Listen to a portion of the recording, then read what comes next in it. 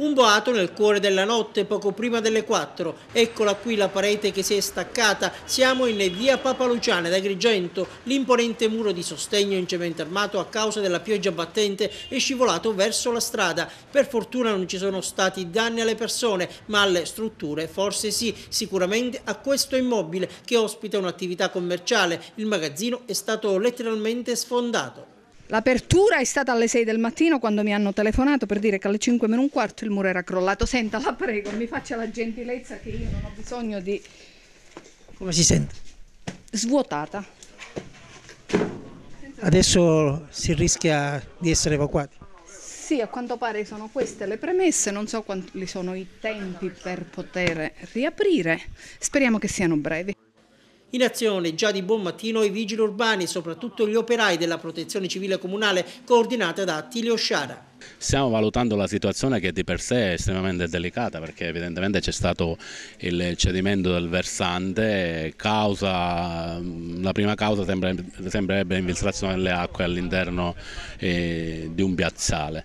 Per cui stiamo valutando bene la situazione, soprattutto stanno partendo tutte le verifiche sia sui fabbricati sia sul versante, motivo per cui nelle prossime ore ci sarà l'intervento di un geotecnico per valutare, probabilmente anche di un geologo per valutare la stabilità del versante che purtroppo continua a cedere. Noi nell'immediato ovviamente abbiamo sgomberato le palazzine direttamente coinvolte, quella a monte e quella a valle, proprio per evitare e cautelare l'incolumità delle persone. Quante sono le famiglie? Ma diciamo a occhio tra l'edificio di sopra e quello di sotto non meno di 20-25 famiglie complessive. Anche il sindaco di Agrigento Marco Zambuto si è precipitato sul posto per capire come stanno realmente le cose. State provvedendo a dare una sistemazione provvisoria, c'è la chiesetta disponibile, poi come vi muoverete?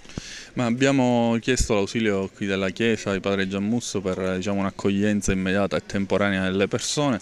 Abbiamo fatto il sopralluogo con i nostri tecnici del Genio Civile su quest'area che è di proprietà privata. Abbiamo rilevato che c'è stato il cedimento di un muro di antica fattura, parliamo di un muro realizzato 50-60 anni fa.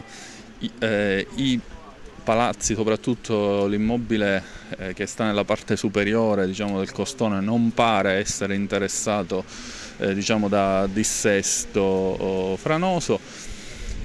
Comunque abbiamo immediatamente dato ordine agli amministratori di condominio di procedere attraverso un geotecnico, di predisporre immediatamente tutte le opere che possano contenere questo costone.